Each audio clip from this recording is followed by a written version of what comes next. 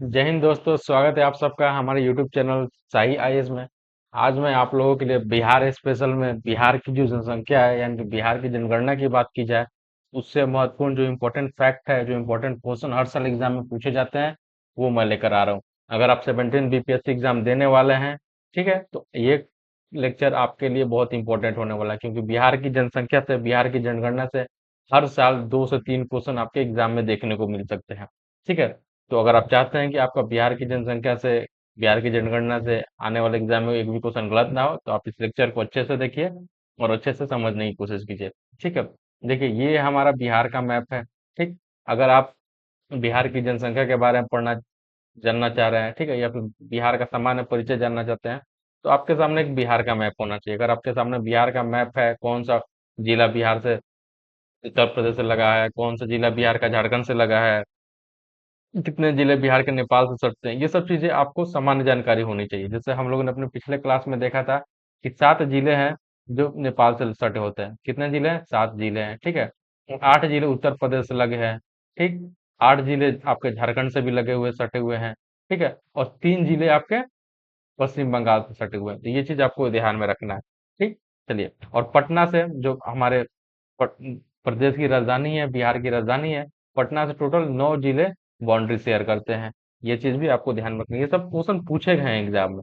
ठीक है, कभी कभी ये भी पूछा जा सकता है कि नेपाल और बंगाल से कितने जिले बाउंड्री शेयर करते हैं, इस तरह के भी क्वेश्चन पूछे जा सकते हैं।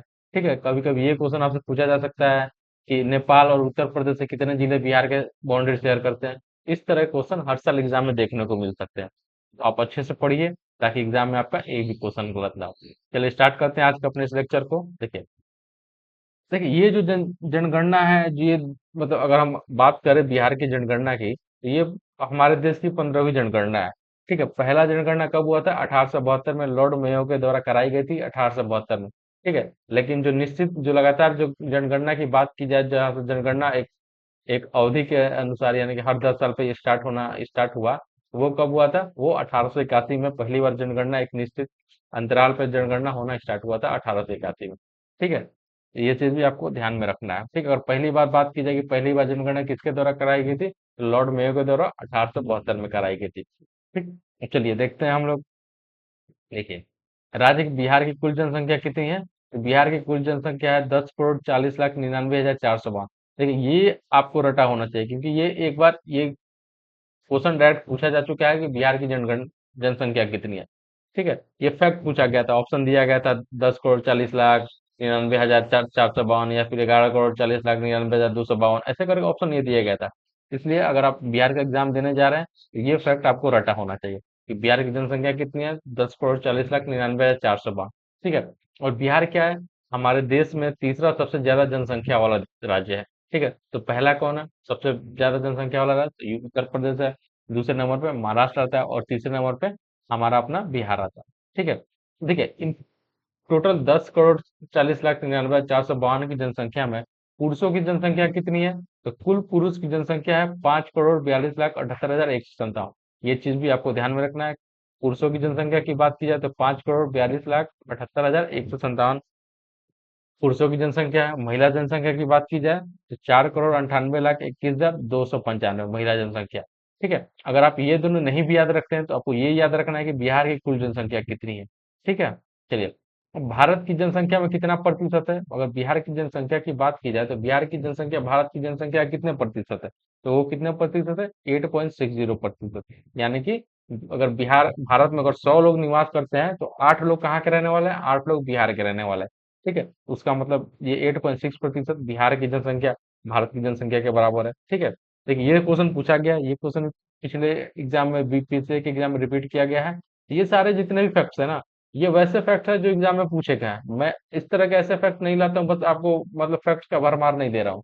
ये जो क्वेश्चन जिससे हर साल एग्जाम में क्वेश्चन बन रहे हैं, जो पूछे जा रहे हैं, ये सारे वही तथ्य है, वही आपके सामने रखा गया है। तो आप इनको अच्छे से देखिए, अच्छे से समझिए, ताकि आने वाले एग्जाम में आपका एक भी क्वेश्चन ना छूटे। अगर आप सिर्फ इस लेक्चर को देख कर जा रहे हैं, तो मैं दावा कर रहा हूँ कि आपके एग्जाम में यहीं से क्वेश्चन आएंगे, इसके अलावा कहीं और से क्वेश्चन नहीं आएंगे। ठीक है, चलिए, कुल जनसंख्या की दृष्टि में देश में स्थान है बिहार का, कौन सा स्थान है? तो तीसरा स्थान है। ठीक, जनसंख्या के अनुसार। तो पहला स्थान किसका? उत्तर प्रदेश का है। और दूसरा स्थान महाराष्ट्र का है, और तीसरा नंबर पे कौन सा आता है? बिहार आता है। चलिए नेक्स्ट देखेंगे हम लोग। देखिए जनसंख्या में दशकीय वृद्धि, दशकीय वृद्धि का मतलब क्या होता है? यानी कि 10 साल में, मान लीजिए अभी इस साल जनसंख्या कितनी है? 100 है। ठीक है, तो आने वाले 10 साल में जनसंख्या बढ़कर अगर कितनी हो गई? जनसंख्या बढ़कर अगर 110 हो जा रही है, ठीक है, तो जनसंख्या वृद्धि वृद्धि दर कितनी हो जाएगी आपकी? जनसंख्या वृद्धि दर आपकी हो जाएगी 10 हो जाएगी, यानी कि 10 जनसंख्या आपकी बढ़ गई। ठीक है, इसी को क्या कहते हैं? दशकीय वृद्धि दर कहते हैं। ठीक, तो वो दशकीय वृद्धि दर बिहार का कितना है? बिहार का 25.42% है। तो बिहार का दशकीय वृद्धि दर कितना है? 25.42%। ये क्वेश्चन भी एग्जाम में किया पूछा जा चुका है अभी तक। ठीक है, तो ये क्वेश्चन भी आपके लिए इंपॉर्टेंट है। और ये देश में कौन से नंबर पे है? ये देश में छठा स्थान है, यानी कि अगर दशकीय वृद्धि की बात की जाए तो बिहार का जो दशकीय वृद्धि है देश में छठा स्थान है, यानी कि इससे भी और भी राज्य हैं जिनकी दशकीय वृद्धि बिहार से ज्यादा है। ठीक है, जनसंख्या घनत्व की बात की जाए, जनसंख्या घनत्व का मतलब क्या हुआ? यानी कि प्रति वर्ग किलोमीटर में कितने व्यक्ति निवास कर रहे हैं। ठीक, उसका मतलब होता है जनसंख्या घनत्व। तो वो कितना है? वो 1106 है, यानी कि 1 किलोमीटर में, 1 वर्ग किलोमीटर में 1106 व्यक्ति बिहार में निवास करते हैं। और यह देश में पहला स्थान, यानी कि अगर जनसंख्या घनत्व की बात की जाए तो भारत में सबसे ज्यादा जनसंख्या घनत्व किसका है? बिहार का है। ये चीज आपको ध्यान में रखना है। ठीक है, चलिए नेक्स्ट देखेंगे। सर्वाधिक जनसंख्या वाला जिला, सर्वाधिक जनसंख्या वाला जिला कौन सा? पटना है। पटना में टोटल 58,38,465 लोग निवास करते हैं। कितने लोग? 58,38,465। देखिए, आपको ये नंबर याद रखने की जरूरत नहीं है, आपको बस ये याद रखना है कि सर्वाधिक जनसंख्या वाला जिला कौन सा है। सर्वाधिक जनसंख्या वाला जिला कौन सा है? पटना है, जो भारत बिहार की राजधानी है। वहां पे सबसे ज्यादा लोग निवास करते हैं। और न्यूनतम जनसंख्या वाला जिला कौन सा है? शेखपुरा है। ठीक है, कौन सा है? शेखपुरा है। यहाँ पे सिर्फ 6 लाख लोग निवास करते हैं, 6,36,342 लोग शेखपुरा में निवास करते हैं। आइए एक बार देख लेते हैं कि शेखपुरा कहाँ पे है और पटना कहाँ है। देखिए, ये रहा आपका, यहाँ पे ये देख रहे हैं ना, ये छोटा सा, ये रहा शेखपुरा। ठीक है, एक मिनट रुकिए। देखिए, ये रहा, ये नालंदा और लखीसराय के बीचों बीच ये छोटा सा एक है, ये है शेखपुरा। ठीक है, यहाँ पे क्या सबसे कम जनसंख्या बिहार की निवास करती है? सबसे ज्यादा जनसंख्या कहाँ निवास करती है? ये जो पटना है, देख रहे हैं पटना इतना बड़ा है ये, पटना में सबसे ज्यादा जनसंख्या निवास करती है। पटना राजधानी है बिहार की, तो जाहिर सी बात है कि यहाँ पे ज्यादा लोग निवास करेंगे। ठीक है, चलिए, और हम लोगों ने देखा था कि सबसे छोटा जिला कौन सा था? सबसे छोटा जिला हमारा सीहोर था। यहाँ पे ये सीहोर सबसे छोटा जिला था। ठीक है, और सबसे बड़ा जिला कौन सा था? हम लोग पश्चिम चंपारण, पश्चिम चंपारण सबसे बड़ा जिला, और शिवहर क्या है? सबसे छोटा जिला। और सबसे ज्यादा जनसंख्या कहाँ निवास करती है? पटना में निवास करती है। और सबसे कम जनसंख्या शेखपुरा में निवास करती है। ठीक है, ये चीज भी आपको ध्यान में रखना है, याद रखना है। क्वेश्चन में, एग्जाम में क्वेश्चन ये बन सकते हैं, और आए कई बार आए भी चुके हैं, आ भी चुके हैं। ठीक है, चलिए नेक्स्ट देखेंगे हम लोग। देखिए, सर्वाधिक जनसंख्या दशकीय वृद्धि वाला जिला, यानी कि बिहार में सबसे ज्यादा जनसंख्या दशकीय वृद्धि कहाँ हुई है? वो हुई है मधेपुरा में। कितना प्रतिशत है? 31.12%। ठीक है, ये क्वेश्चन भी एग्जाम में पूछा जा चुका है, ये 63वीं बीपीएससी में एग्जाम में पूछा गया था कि सर्वाधिक जनसंख्या दशकीय वृद्धि वाला जिला बिहार का कौन सा है? तो वो है मधेपुरा है। ठीक है, और न्यूनतम जनसंख्या वृद्धि दर वाला जिला कौन सा है? तो वो हो जाएगा आपका गोपालगंज हो जाएगा। सर्वाधिक जनसंख्या दशकीय वृद्धि दर मधेपुरा हुआ, और न्यूनतम जनसंख्या दशकीय वृद्धि दर कौन सा हुआ? गोपालगंज हुआ। देखिए, यहाँ पे प्रतिशत भी पूछा जा सकता है आपसे, तो मधेपुरा कितना प्रतिशत है? 31.12% है। और गोपालगंज न्यूनतम जनसंख्या दशकीय वृद्धि दर कितना है? 19.2%। चलिए देख लेते हैं गोपालगंज कहाँ है और मधेपुरा कहाँ है। देखिए, ये जो जिला दिख रहा है ना, ये यूपी से बॉर्डर शेयर करता है अपना, ये है गोपालगंज। ठीक, ये यूपी से बॉर्डर शेयर करता है, और ये रहा आपका मधेपुरा। ठीक, मधेपुरा सबसे ज्यादा जनसंख्या दशकीय वृद्धि दर वाला जिला है, और गोपालगंज क्या है? न्यूनतम जनसंख्या दशकीय वृद्धि दर वाला जिला। ये दोनों आपको ध्यान में रखना है। देखिए, अगर आपको मैप याद रहेगा ना, तो मैप याद रहने से आप क्वेश्चन सॉल्व करने की चांसेस ज्यादा बन जाता है आपसे। ठीक है, तो मैं कहूंगा आप मैप के साथ आप पढ़ाई करें, ताकि आपका क्वेश्चन गलत ना हो। ठीक है, चलिए देखिए, सर्वाधिक जनसंख्या घनत्व वाला जिला कौन सा है? शिवहर है। कौन सा है? शिवहर। ठीक है, वो हम लोगों ने देखा था, सबसे छोटा जिला है। ठीक है, तो क्या है? सर्वाधिक जनसंख्या घनत्व वाला जिला कौन सा आपका? शिवहर है। ठीक है, शिवहर ऊपर हम लोगों ने कहा देखा था? चलिए, ये रहा आपका शिवहर, देख लीजिए, ये शिवहर है। यहाँ पे क्या है? ये सबसे छोटा जिला है बिहार का, और यहाँ पे क्या है? सबसे ज्यादा जनसंख्या घनत्व है। ये चीज भी आपको ध्यान में रखना है। चलिए नेक्स्ट देखेंगे। देखिए, शिवहर में कितने 1880 व्यक्ति रहते हैं प्रति वर्ग किलोमीटर। कितने व्यक्ति रहते हैं? 1880 व्यक्ति प्रति वर्ग किलोमीटर। और न्यूनतम जनसंख्या घनत्व वाला जिला कौन सा है? कैमूर भभुआ है। ठीक है, कैमूर है। ये कितने व्यक्ति रहते हैं? 488 व्यक्ति प्रति वर्ग देखिए, ये सारे क्वेश्चन एग्जाम में पूछे गए हैं। ठीक है, तो ये आपको रटे होने चाहिए कि सबसे ज्यादा जनसंख्या घनत्व वाला जिला कौन सा है, तो शिवहर है। तो कितने व्यक्ति रहते हैं? तो 1880 व्यक्ति रहते हैं प्रति वर्ग किलोमीटर में। न्यूनतम जनसंख्या घनत्व वाला जिला कौन सा है? तो कैमूर भभुआ में है। ठीक है, ये सब चीज आपको याद रखना है। अब चलिए देख लेते हैं शिवहर कहाँ पे है, कैमूर कहाँ पे है। शिवहर तो आप लोगों ने देख लिया। चलिए देखिए, ये रहा कैमूर आपका। कैमूर को भभुआ भी कहते हैं। तो ये क्या है? ये न्यूनतम जनसंख्या घनत्व वाला जिला है। ठीक है, 488 व्यक्ति यहाँ पे निवास करते हैं प्रति वर्ग किलोमीटर में। देखिए, अगर साक्षरता दर की बात की जाए तो साक्षरता दर बिहार की कितनी है? तो लगभग 61.80% बिहार के लोग साक्षर है। यानी कि अगर 100 लोगों की बात की जाए तो 100 लोग में 61 लोग बिहार के क्या है? साक्षर है, यानी कि पढ़े लिखे हैं। ठीक है, और पुरुषों की बात की जाए तो 100 लोगों में 71.20% लोग क्या है? पुरुष साक्षर है। ठीक है, और महिला की बात की जाए तो महिला कितनी है? 51% महिला साक्षर है। ठीक है, ये क्वेश्चन भी आपसे पूछा जा चुका है कई बार एग्जाम में कि बिहार की साक्षरता दर कितनी है? तो 61.80% है। और पुरुष की साक्षरता दर कितनी है? तो 71.20% है। महिला साक्षरता दर कितनी है? तो 51.50% है। ठीक है, अब चलिए, अब जिले के हिसाब से देख लेते हैं कि सबसे सर्वाधिक साक्षरता दर वाला जिला कौन सा है? तो वो हो जाएगा आपका रोहतास हो जाएगा। ठीक है, रोहतास की कितनी है? 73.37%, यानी कि जो बिहार की साक्षरता दर है उससे भी ज्यादा है रोहतास की। रोहतास में टोटल 73.37% लोग क्या है? बिहार के साक्षर है। ठीक है, और अगर सबसे कम साक्षरता दर वाले जिला की बात की जाए तो वो कौन सा है? पूर्णिया है। पूर्णिया में कितने? 51.8% लोग बिहार के साक्षर है। ठीक है, और सर्वाधिक पुरुष साक्षरता दर वाला जिला कौन सा है? तो वो भी रोहतास है। ठीक है, देखिए, ऐसे साक्षरता दर की बात की जाए, नॉर्मल साक्षरता दर की बात की जाए तो उसमें रोहतास अव्वल है। और पुरुष साक्षरता दर की बात की जाए तो उसमें भी रोहतास क्या है? नंबर 1, यानी कि रोहतास की पुरुष की साक्षरता दर सबसे अधिक है। कितनी है? 82.88% है। ठीक है, और न्यूनतम साक्षरता दर वाला महिला का जिला कौन सा है? ठीक है, सॉरी, न्यूनतम पुरुष साक्षरता दर वाला जिला कौन सा है? तो पूर्णिया है। कितना प्रतिशत है? 59.06% है। ठीक है, चलिए, सर्वाधिक महिला साक्षरता दर वाला जिला कौन सा है? तो रोहतास है। यानी कि रोहतास में महिलाएं भी क्या है? ज्यादा पढ़ी लिखी है। ठीक है, और न्यूनतम महिला साक्षरता दर वाला जिला कौन सा है? सहरसा है। अब देखिए, यहाँ पे हम लोगों ने क्या देखा? जो समान साक्षरता दर की बात की जाए, पुरुष साक्षरता दर की बात की जाए, महिला साक्षरता दर की बात की जाए, ये लगभग सब सेम ही है। लेकिन यहाँ पे जो महिला साक्षरता दर, न्यूनतम महिला साक्षरता दर की बात की जा रही है, ये यहाँ पे चेंज हो जा रहा है। देख रहे हैं, ऊपर क्या था? रोहतास था सबसे ज्यादा साक्षरता दर वाला जिला। फिर न्यूनतम साक्षरता दर वाला जिला पूर्णिया था। फिर पुरुष साक्षरता दर वाला जिला कौन सा था? रोहतास था। फिर न्यूनतम पुरुष साक्षरता दर वाला जिला कौन था? पूर्णिया था। फिर सर्वाधिक महिला साक्षरता दर वाला जिला कौन सा था? रोहतास था। और न्यूनतम महिला साक्षरता दर वाला जिला कौन सा है? रोहतास। यहाँ पे ये चेंज हो जा रहा है। ये क्वेश्चन एग्जाम में पूछा जा चुका है कि न्यूनतम महिला साक्षरता दर वाला जिला कौन सा है? सहरसा है। कितना प्रतिशत है? 41% है। ठीक है, तो ये यहाँ पे आपको ध्यान रखना है, यहाँ पे एग्जामिनर आपको फंसा सकता है। ठीक है, बिहार के लिंगानुपात की बात की जाए तो लिंगानुपात कितना है? 918 है। देखिए, लिंगानुपात का मतलब क्या होता है? यानी कि प्रति 1000 लड़कों पे लड़कियों की संख्या कितनी है। तो अगर बात की जाए तो 1000 लड़कों पे लड़कियों की संख्या कितनी है? 918। ठीक है, तो बिहार का लिंगानुपात जो क्या है वो सही नहीं है। हमें लड़कों पे लड़कियों की संख्या बढ़ानी पड़ेगी। ठीक है, तो आपको ध्यान रखना है कि बिहार का लिंगानुपात 918 है। ठीक, देखिए, सर्वाधिक लिंगानुपात वाला जिला कौन सा है? गोपालगंज है। यानी कि गोपालगंज में 1000 लड़कों पे लड़कियों की संख्या कितनी है? 1021 है। ठीक है, और न्यूनतम लिंगानुपात वाला जिला कौन सा है? मुंगेर है।